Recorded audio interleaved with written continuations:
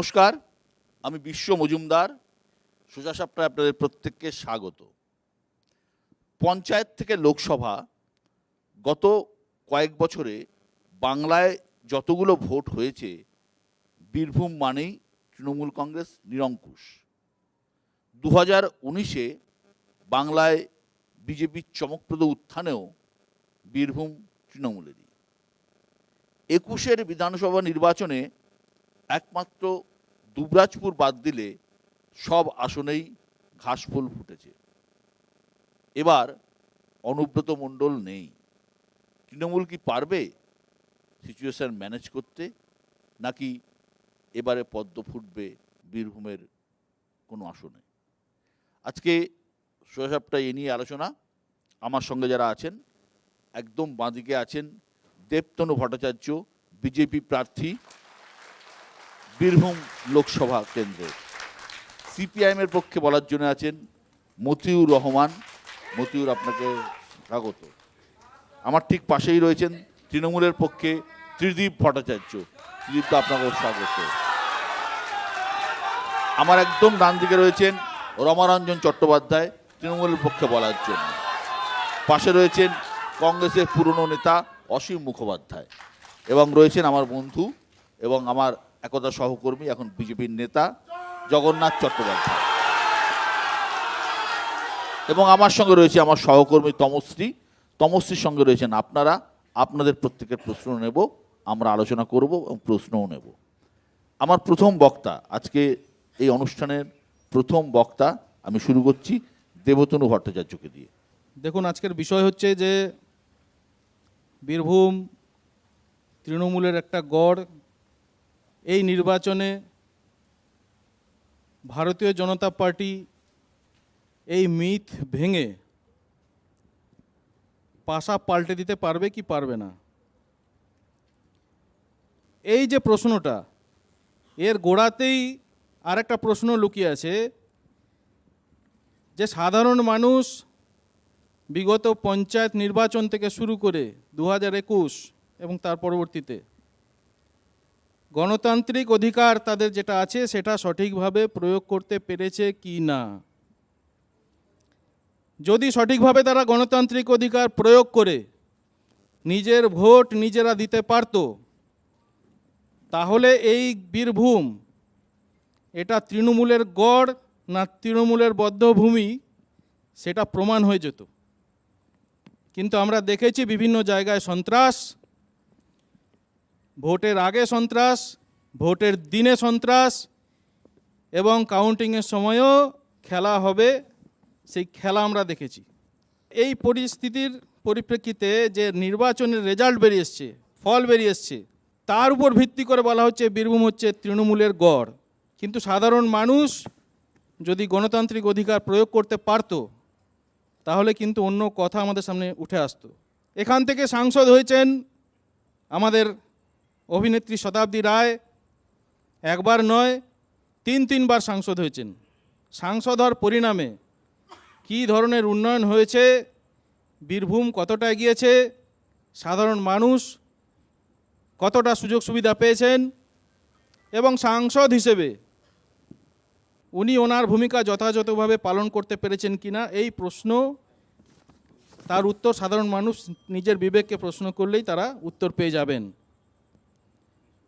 আমি বারবার বলে এসেছি, আমার যেটা অবজারভেশন সেটা হচ্ছে শতাব্দী রায় হচ্ছে মুখ, তার পিছনে বিভিন্ন এরিয়ায় আলী খান, হাজি নুরুল, কাজল শেখ, এরকম অসংখ্য নাম চারদিকে লুকিয়ে আছে যারা এরিয়া ভাগ করে নিয়েছেন, এবং তাদের হাতে লিজ দিয়ে শতাব্দী রায় তার নিজের জায়গায় নিশ্চিন্তে বসে আছেন। বীরভূমবাসী এদের হাতে, তাদের হাতে শোষিত, নিপীড়িত, অত্যাচারিত হয়েছে, উন্নয়নের সুবিধা পায়নি। আজকে সেই জন্যেই আমরা দেখতে পাচ্ছি শতাব্দী রায় যে যে জায়গায় যাচ্ছেন সেখানে সাধারণ মানুষ নয়, শুধু তৃণমূলের কর্মীরাই তারা ক্ষোভ প্রকাশ করছে, এবং সেই ক্ষোভের পরিপ্রেক্ষিতে তৃণমূলের কর্মীদের ইডিয়ট বলতে হচ্ছে ওনাকে। ধন্যবাদ।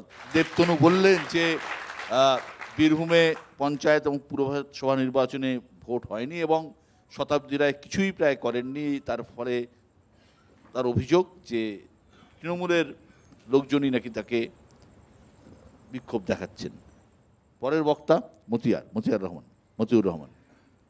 নির্বাচন, লোকসভা নির্বাচন, এখানে গোটা দেশের মানুষ বিগত দিনে কিভাবে থেকেছেন, প্রতিদিন 80% উপরে মানুষ যারা হচ্ছে প্রতিদিন সকালবেলায় ঘুম থেকে ওঠা থেকে রাত্রিবেলায় ঘুমোতে যাওয়া পর্যন্ত মাথার ঘাম পায়ে ফেলে কোনো ক্রমে রোজগার করে তাদের জীবনযাপন করছেন। আসল মুদ্রা হওয়া উচিত এইটা আমাদের এই নির্বাচনে, অন্ততপক্ষে লোকসভার নির্বাচনে। কিন্তু দেবতানুবাবুর কথাই উনি বলতে ভুলে গেলেন যে ওই হাজি নুরুল টুরুল এদের কথা বললেন, যারা মুখে ফেটি বেঁধে পঞ্চায়েতের সামনে এর সামনে দাঁড় করিয়ে রেখেছিল তৃণমূল। অবশ্যই তৃণমূলের অপরাধ, কিন্তু তাদের নেতার নাম বকটুই কাণ্ড, তার নেতার নাম আশিস ব্যানার্জি। এখানে নির্বাচনকে সামনে রেখে শুধু হিন্দু আর মুসলমান এই মুদ্রাকে তুলে নিয়ে এসেই তৃণমূল এবং বিজেপি এই নির্বাচনে বৈতরণী পার করতে চাইছে। কিন্তু নির্বাচনের আসল মুদ্রা হওয়া কি উচিত? আসল মুদ্রা হওয়া উচিত আমার ঘরের যে বেকার ছেলে মেয়ে তারা চাকরি পাচ্ছে কিনা। বছরে 2 কোটি চাকরির কথা বলেছিলেন দাদা একটা সময়, দিদি বলেছিলেন বছরে 2 লক্ষ চাকরির কথা। চাকরি পশ্চিমবঙ্গে কিছু হয়েছে কি অবস্থার মধ্যে আমাদের ছেলেমেয়েরা রয়েছে যারা চাকরি করেছে। প্রত্যেক দিন সিবিআই, ইডি, আদালত তাদের নির্দেশে প্রায় দিনই শুনতে পাচ্ছি যে অমুক ব্যাচের চাকরি চলে গেল, তমুক ব্যাচের চাকরি চলে গেল। কারণ কি না, দুর্নীতি করে টাকা পয়সা নিয়ে চাকরি দিয়েছে। এই চাকরি দেওয়ার সময় বীরভূম তৃণমূলের গড়ফড় বলে কিছু হয় না। এক একটা সময়ের ব্যাপার, এক একটা সময়ে এক একটা রাজনৈতিক দলের নেতারা যেভাবে পরিচালনা করেন সেই একটা অবস্থা তৈরি হয়েছিল বীরভূম জেলাতে। বীরভূম বধ্যভূমি হয়েছিল, একদম সঠিক কথাই। আমরা বীরভূমে কি দেখতে পাচ্ছি? বীরভূমে আজও আলোচনায় বললেন বিশ্বদা যে অনুব্রত মণ্ডল নাই, এইবারে বীরভূমে তৃণমূলের গড়, সেই গড় বিজেপি ভাঙবে কিনা। এই যে মিডিয়ার বাইনারি তৈরি করে দেওয়া যে হয় তৃণমূল নয় বিজেপি, এই জায়গায় কিন্তু আজকের দিনে ভারতবর্ষ বা আজকের দিনে বীরভূম জেলা দাঁড়িয়ে নাই।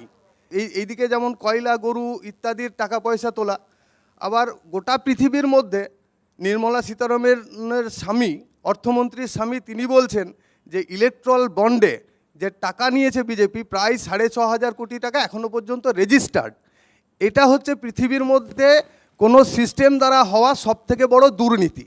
তাহলে যে যেখানে যে অবস্থায় আছে, যারা যেভাবে নিজেদেরকে রোজগার করতে পারছেন, একজন সিস্টেমকে ব্যবহার করে এইভাবে লুট করছেন। কারা পয়সা দিয়েছে? ওষুধ কোম্পানি। প্রত্যেক দিন আপনি ওষুধ কিনুন, জীবনদায়ী ওষুধ থেকে শুরু করে প্রয়োজনীয় ওষুধ, প্রত্যেক ওষুধ কিনতে গেলে পিছনে ব্যাচ নাম্বার লেখা থাকে। যতবার ব্যাচ নাম্বার আপনি দেখবেন আলাদা, দাম দেখবেন 2 টাকা, 5 টাকা, 7 টাকা, 9 টাকা করে বেড়ে যাচ্ছে। প্রত্যেকেই আমরা কেউ না কেউ এখানে অসুস্থতার কারণে ওষুধ কিনি। টাকা কারা দিচ্ছে নির্বাচনী বন্ডে? লসে চলা ওষুধের কোম্পানি টাকা দিচ্ছে। কাকে দিচ্ছে? বিজেপিকে দিচ্ছে। তারপরে কে সব থেকে বেশি টাকা পাচ্ছে? একটা অঙ্গরাজ্যে ক্ষমতায় থাকা তৃণমূল কংগ্রেস সব থেকে বেশি টাকা পাচ্ছে এই ধরনের বিভিন্ন কোম্পানির কাছ থেকে। সিস্টেমকে ব্যবহার করে দুর্নীতি করাতে তৃণমূল বিজেপির মধ্যে কোনো ফারাক নাই। তৃণমূলের পক্ষে রমারঞ্জন চট্টোপাধ্যায়। এই নির্বাচন একটা এমন প্রেক্ষাপটে হতে চলেছে, এটা রাজ্যের প্রেক্ষাপট নয়, পঞ্চায়েতের নয়, পুরসভার নয়। ভারতবর্ষে 10 বছর যে শাসন ব্যবস্থা চলেছে তাতে দেশের মানুষ কতটা উপকৃত হয়েছে, তাতে আমরা কতটা কি পেয়েছি তার হিসেব নিকেশের নির্বাচন। এবং তার পাশাপাশি নিশ্চিতভাবে সাংসদ হিসেবে শতাব্দী রায়কে আপনারা নির্বাচিত করেছেন 3বার ব্যবধান বাড়িয়ে 62, 68, 89। কাজের নিরিখে তিনি কতটা কি করতে পেরেছেন তার নিরিখে দাঁড়িয়ে ভোটটা হওয়া উচিত। অবশ্যই রাজ্যের কিছু প্রসঙ্গ আসবে, স্থানীয় কিছু সমস্যার কথা আসবে, কিন্তু আমি প্রথমেই যেটা আমার কাছে খুব বিস্ময়কর লেগেছে যে বছরে 2 কোটি চাকরি মানে 10 বছরে 20 কোটি চাকরি, সেটা আদৌ আমরা পেয়েছি কি না। অন্ততপক্ষে সেন্ট্রাল গভর্নমেন্টের যে নিয়োগ পদ্ধতিগুলো ছিল, স্টাফ সিলেকশন কমিশন, ইউপিএসসি ইত্যাদি ইত্যাদি যে সমস্ত গুলো ছিল, সেগুলো ঠিক মতন হচ্ছে কি না, বা সেই নিয়োগ প্রক্রিয়াটাতে আমরা 10 বছরে 20 কোটি লোকের চাকরি ভারতবর্ষে হলে তো আর্থিকভাবে আমরা আরও উন্নতির জায়গাতে যেতে পারতাম। সোনার দাম এতটা বাড়ার কথা ছিল না, কি করে বাড়লো?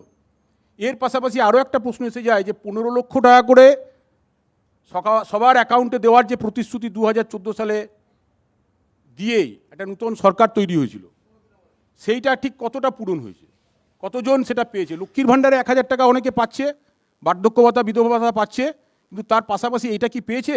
এই প্রশ্নটা কিন্তু থেকে যায়। স্থানীয় যে সমস্যাগুলো থেকে যায় আমাদের, 2009 সালে মমতা বন্দ্যোপাধ্যায় যখন ইউপিএ 2 গভর্নমেন্টের রেল মিনিস্টার, তখন সিউড়ির মানুষের সমস্যার সমাধানের জন্য বিকেলবেলা এখান থেকে কলকাতা যাওয়ার কোনো ট্রেনের ব্যবস্থা ছিল না।